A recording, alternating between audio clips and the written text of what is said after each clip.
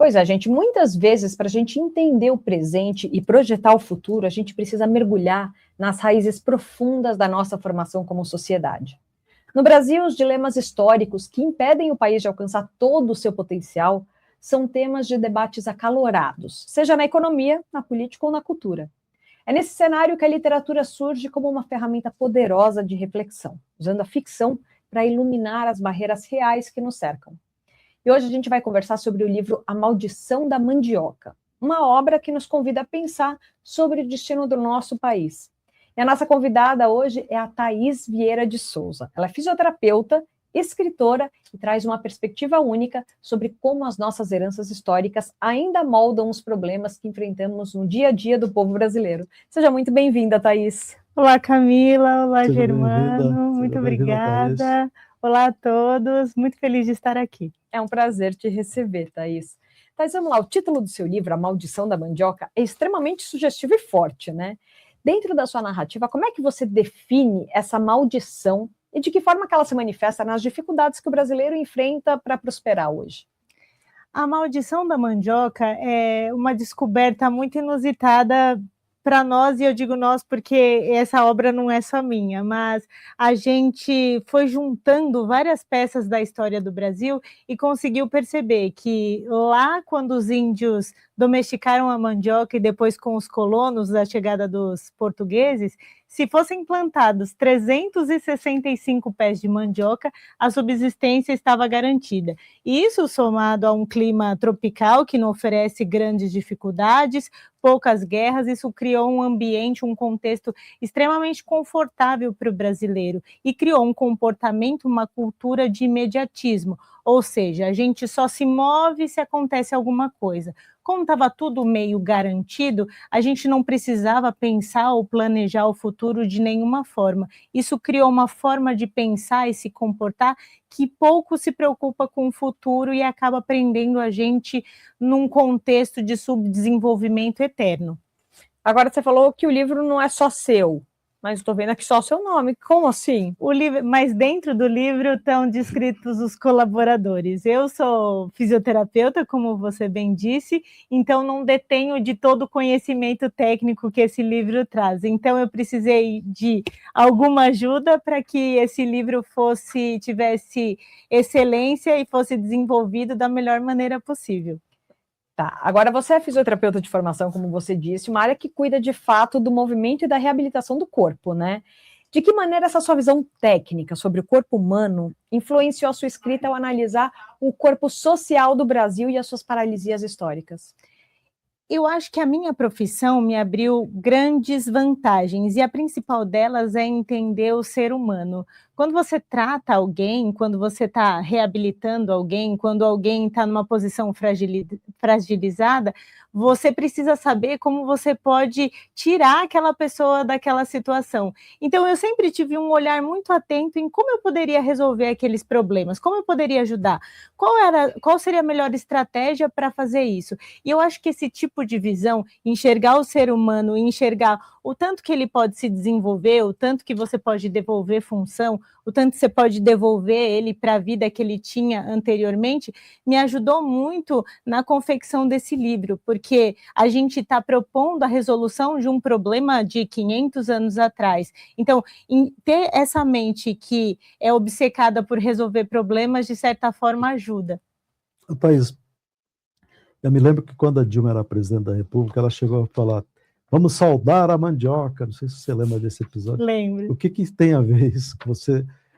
Essa história da mandioca, você se baseou em alguma coisa como essa, por exemplo? Não. A referência à mandioca e a minha premissa, vou falar a minha para a gente ficar mais íntimo aqui. Em relação ao livro, foi justamente abordar que essa subsistência garantida, que vem desde lá dos índios e aí perpassa pelos portugueses e depois os colonos, e hoje em dia a gente tem várias comunidades que sobrevivem da mandioca, Parece positivo porque garante subsistência, mas roubou de nós algo muito importante, que é a nossa visão de futuro. O Brasil nunca teve um plano específico de crescimento, salvo alguns tipos de crescimentos que foram medíocres, mais parecidos com voos de galinha. A gente precisa realmente saber para onde a gente está indo e precisa seguir por esse plano no longo prazo. Mas como nos falta visão de longo prazo, geralmente de 4 em 4 anos esse plano muda e a gente se sente dando sempre um passo para frente e 2 para trás. Você acha que isso é uma espécie de maldição, então? Porque a gente já teve, nós já tivemos aqui no passado, a gente já teve vários ciclos produtivos, né? Tivemos grandes fases e tal, mas nada com planejamento de futuro. Né? Se a gente for considerar, por exemplo, que tem países aí, Coreia do Sul e outros países, que sempre investiram em educação, tiveram planejamento, né? Então, eles cresceram, então, e a gente nunca fez nada planejado. A gente vem, sempre é o país do futuro, e esse futuro nunca chega, né? Exato.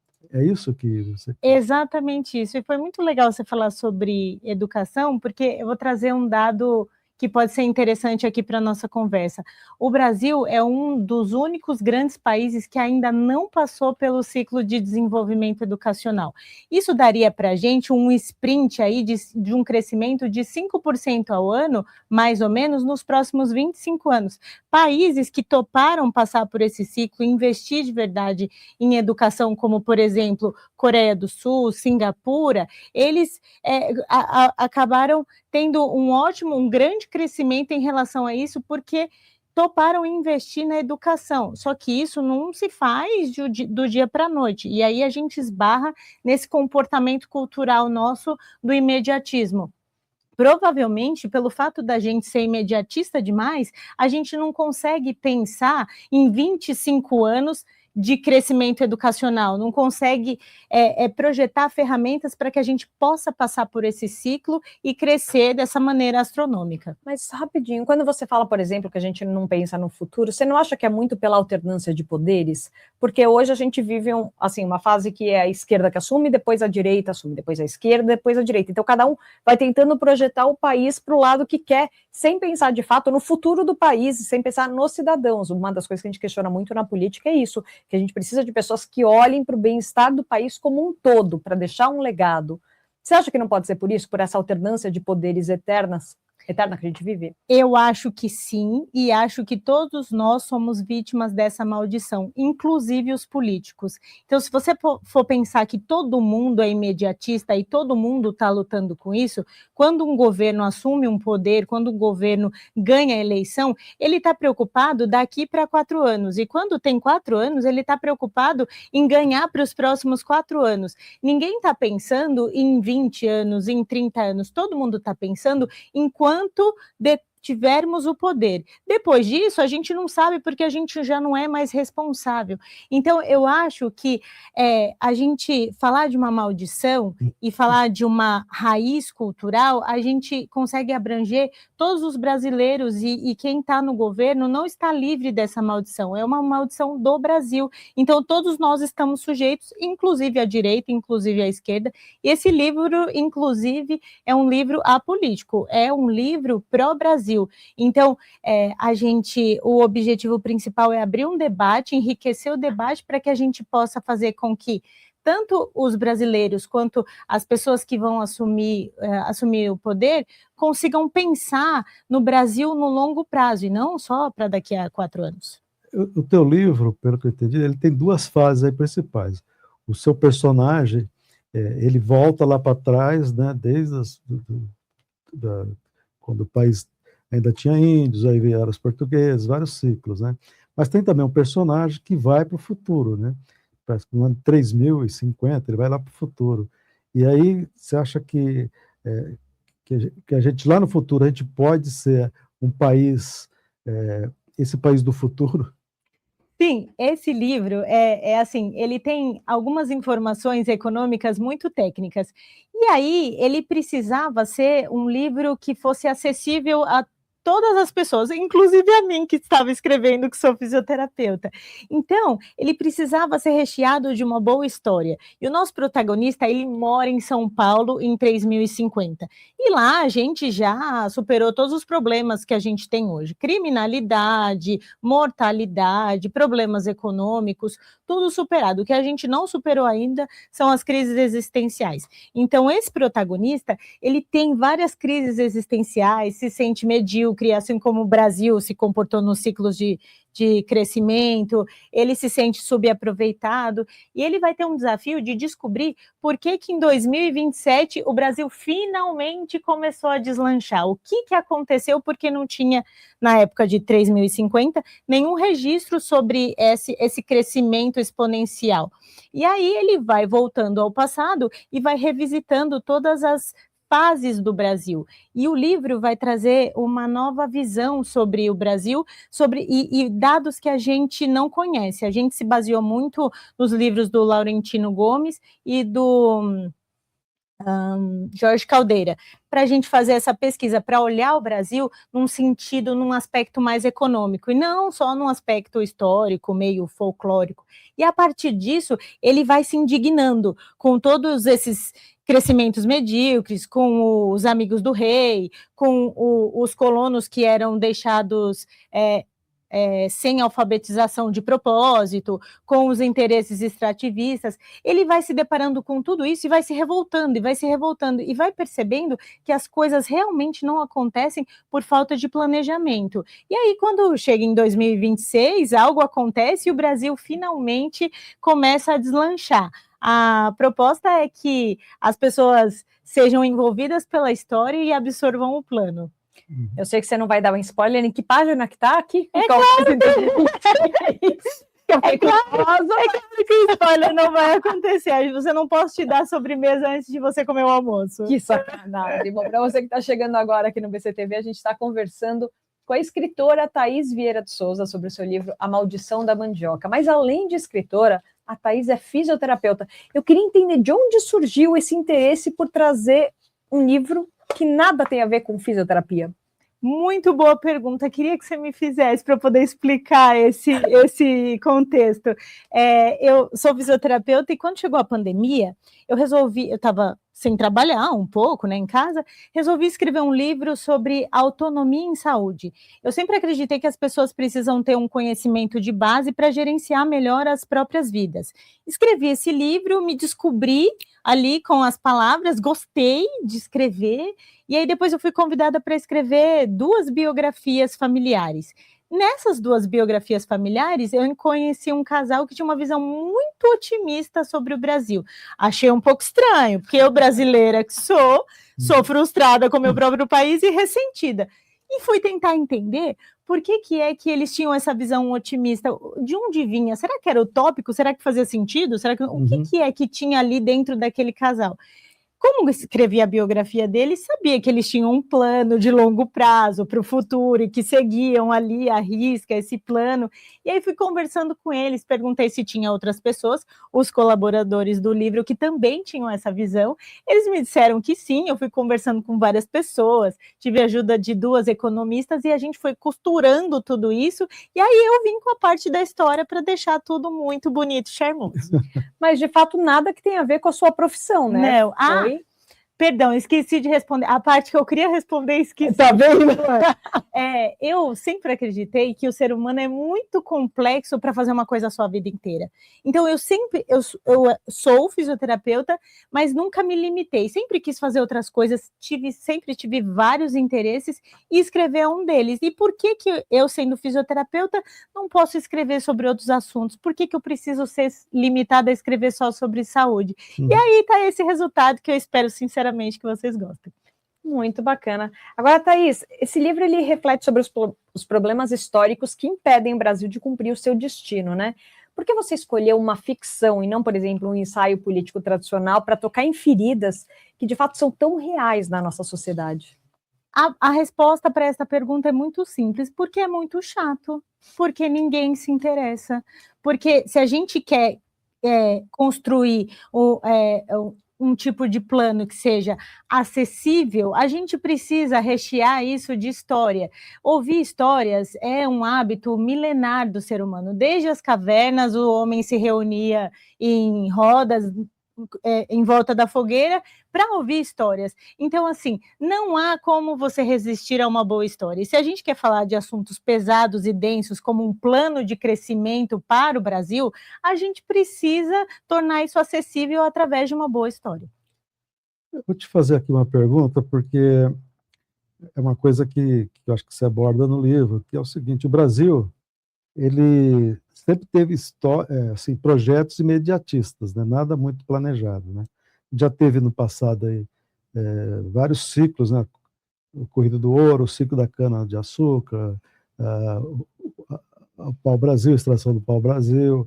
Depois tivemos também o boom da cafeicultura. A gente tem vários projetos assim que são imediatistas, né? Nada costurado com uma visão de futuro, né? Nada com uma visão de futuro. Você acha que esse sempre foi nossos principais erros, era não ter uma perspectiva de futuro nos nossos projetos?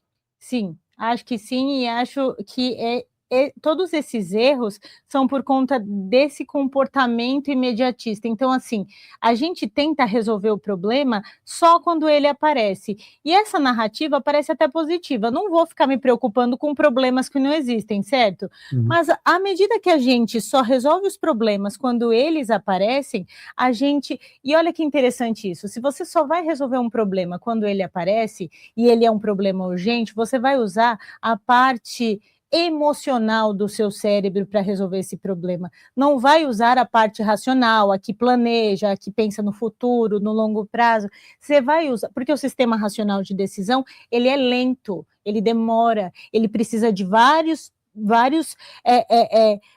horas, vários dias ali para ele chegar a uma conclusão. Já o sistema emocional é super rápido. Estou com um problema aqui, preciso resolver. A decisão está tomada, e a decisão é essa. E o Brasil sempre usa a saída mais fácil, que é o dinheiro.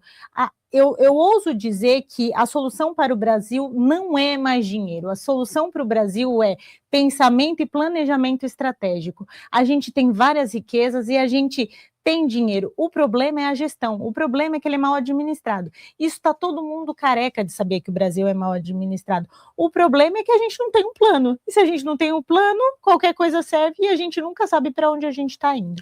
Só fazer um parênteses rapidinho, Germano. Tem bastante gente aqui acompanhando a gente pelo YouTube. Se você tiver alguma pergunta para a Thaís, manda aqui para a gente que a gente faz ao vivo. Pode falar, Germano. Não, eu ia te perguntar também o seguinte: nós tivemos assim longos períodos na nossa história. Quer dizer, nós tivemos um longo período de império, né? Depois nós tivemos assim, a Era Vargas, que também foi longa, aí tivemos 20 anos de ditadura militar, né? Você acha que todos esses longos processos nos levaram a uma estagnação, nos levaram a não discutir nossos problemas e não alcançarmos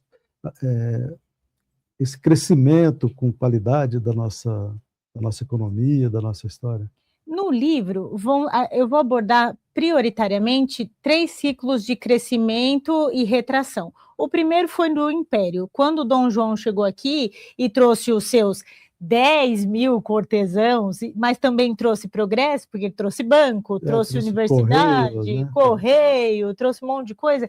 Então, ali, ele deu uma injetada para o Brasil começar a crescer, mas logo sem um plano, dava empréstimo para todos os amigos do rei e tudo, e aí depois acabou vendendo a independência do Brasil e foi embora para Portugal, deixando a gente com essa dívida para pagar. Então, esse foi o primeiro. Depois a gente tem a República, e aí tem muito Estado em cima do Brasil, tal, a industrialização e toda aquela coisa, mas aumentou a inflação. Esse foi outro. Começou crescendo, mas sofreu uma retração. Os tais voos de galinha. E a gente está no último, que é o da redemocratização, quando o Estado assumiu que os cidadãos tinham muitos direitos e começou a liberar dinheiro para todo mundo. Hoje a gente tem um país, me corrija se eu estiver errada, mas que metade da população vive de algum tipo de renda concedida pelo governo. Então, isso é insustentável no curto prazo, que dirá no longo prazo. Então, a gente teve, sim, alguns momentos de crescimento, mas esse crescimento foi muito medíocre comparado ao que poderíamos crescer. Como não temos um plano, começamos a retrair e hoje estamos onde estamos. Olha, eu falei para o pessoal mandar perguntas, já chegaram aqui alguns comentários. A Adriana Marques falou, o livro ficou muito bom, recomendo, hein? Li antes do lançamento e garanto, é muito bom. Neide também está aqui falando que a entrevista é maravilhosa. E a Amanda mandou, muito sábia em diversas colocações. Eu quero saber as perguntas que vocês têm também, gente. Me ajuda a tentar arrancar o spoiler dela. Vocês não estão me ajudando, assim, só elogiando não ajuda. A gente precisa arrancar aquele spoiler que o pessoal quer saber, né? Agora, Thaís, você traz o conceito de cumprir o nosso destino, né? Na sua visão de escritora, o que seria o destino final do Brasil se a gente conseguisse, de fato, romper com essas amarras que você descreve? O livro, e aí olha que coisa interessante, quando você escreve um livro, se ele não te transformar, eu acredito que você não escreveu uma boa obra. Toda obra precisa transformar primeiramente o escritor. Então, como eu disse para vocês, quando comecei toda essa pesquisa, eu tinha uma visão muito negativa sobre o meu próprio país, decepcionada, ressentida.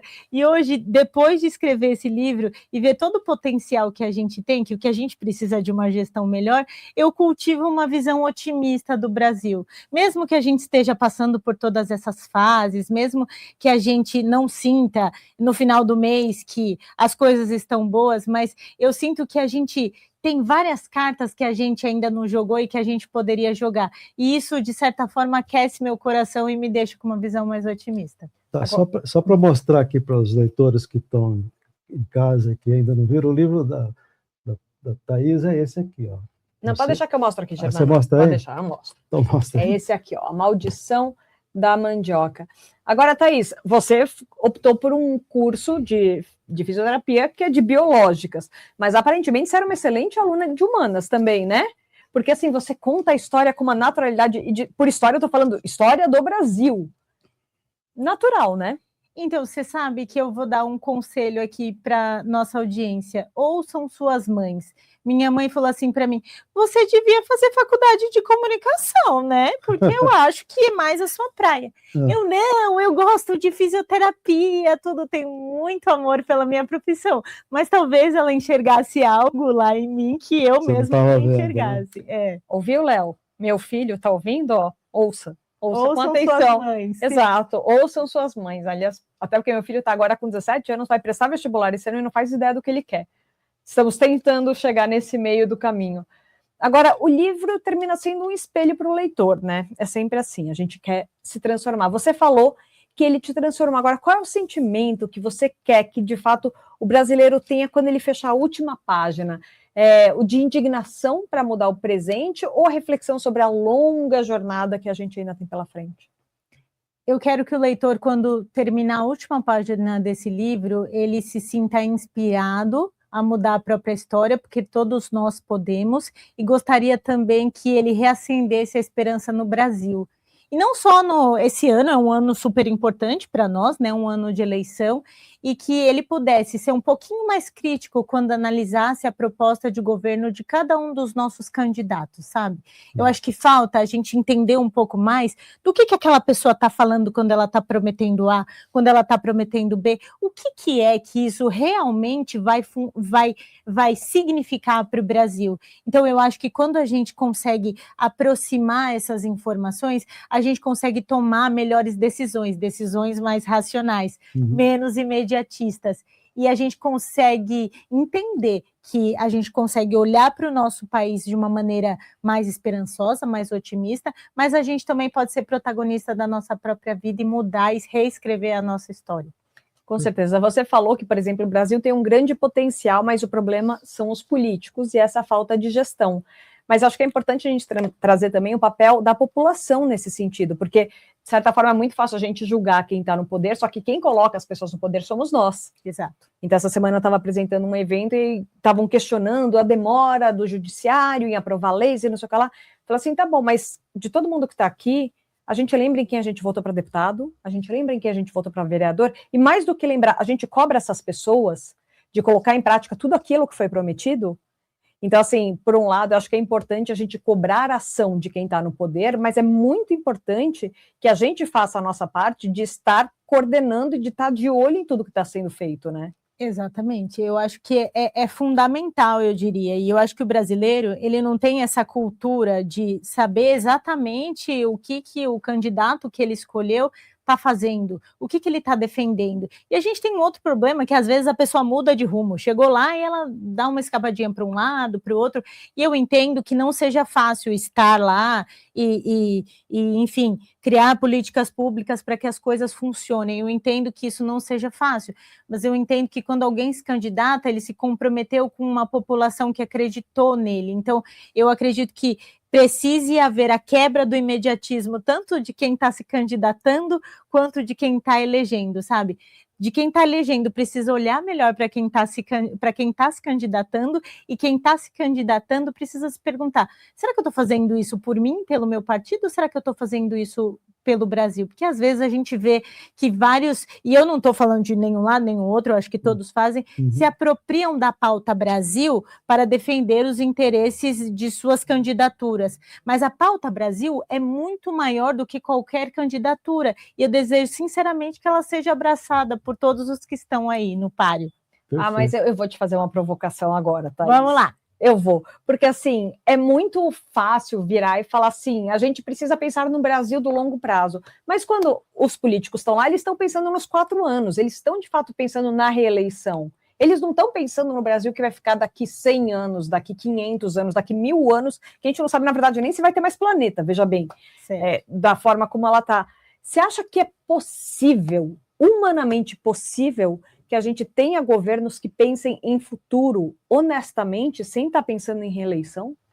Eu acho que é desafiador, impossível eu não diria, porque eu acho que não há nada que seja impossível. Agora, veja, é muito importante que, para que o plano, por exemplo, funcionasse, ou para que planos funcionassem, era preciso que fossem criadas leis de longo prazo. Se a gente tem um sistema de leis que pode ser derrubado a qualquer momento, eu vou gerenciar aqui esses 4 anos de acordo com os interesses que tenho dentro desses 4 anos, o imediatismo. Agora, se eu tenho um sistema de leis que trava essa estrutura, eu meio que obrigo quem está com o poder a seguir esse fluxo e a seguir esse plano com o interesse Brasil, com o interesse crescimento do Brasil. Então, é preciso que isso seja levado a sério e é preciso que hajam leis que não deixem que tudo aquilo que foi feito por um governo seja desfeito por outro. Né? Exato. Olha, o Marcelo mandou aqui uma pergunta que talvez, Marcelo, tenha cortado no meio, mas ele diz o seguinte, você falou que tem um plano econômico dentro da história do livro. Quanto tempo para esse plano ser possivelmente, deve ser implementado? Esse plano, como a gente vem dizendo aqui ao longo de toda a entrevista, é um plano de longo prazo. A provocação é justamente fazer com que o brasileiro e os governadores olhem para o futuro. Ninguém constrói futuro no ano que vem. A gente precisa olhar onde a gente quer estar daqui 20, 30 anos e vir da frente para trás, reorganizando e construindo passo a passo. É muito difícil que eu consiga lidar com o que vai acontecer nesse ano, é tudo muito instável, mas se eu olhar para o futuro e falar assim, olha, daqui 30 anos ou daqui 10 anos eu quero estar ali, e aí eu venho construindo o meu passo a passo de trás para frente, eu consigo controlar um pouco mais as variáveis. E a sugestão para o Brasil é justamente essa, que a gente consiga olhar para o futuro, estabelecer metas e controlar as variáveis seguindo rumo a um plano, a um objetivo que é o crescimento do Brasil, onde todo mundo se beneficia. Agora, para a gente encerrar, prometo que agora é para encerrar, você já escreveu sobre fisioterapia, você já fez biografia, você agora escreveu sobre economia. Qual que vai ser seu próximo livro, assim? Qual vai ser o tema? Olha, a gente está pensando, porque também não escrever em conjunto, quando você tem boas pessoas, ou uma dupla boa, é maravilhoso. Então, agora, a próxima, estou pensando em escrever sobre felicidade. Eu sei que é clichê, eu sei que todo mundo escreve, mas a minha intenção é abordar isso de uma maneira diferente. Todo mundo quer ser feliz. Exato. Eu penso em abordar isso de uma maneira mais prática, sabe? O que você pode fazer de verdade para você ser feliz? Já vou dar um spoiler. Começa com você escolher sacrificar o presente para colher os frutos no futuro. Foi feito um estudo rapidinho que crianças que escolhiam não ganhar 2 doces lá na frente, daqui a 2 dias, ou comer o doce agora, as que escolhiam ganhar o doce só depois foram muito mais felizes e bem-sucedidas do que aquelas que escolheram o imediatismo de comer o doce na hora. Então, esse é o próximo. Vi essa pesquisa, sei quem fez, maravilhoso o livro, diga-se de passagem, e faz muito sentido, acho que deixa a gente pensando, até porque é isso, você já vive a expectativa do que você vai alcançar no futuro, né? Então, você cria motivação para continuar. Eu fiz a tradução de uma palestra dessa pessoa que fala muito. Que legal, sobre... muito Sim, bom. Muito bacana.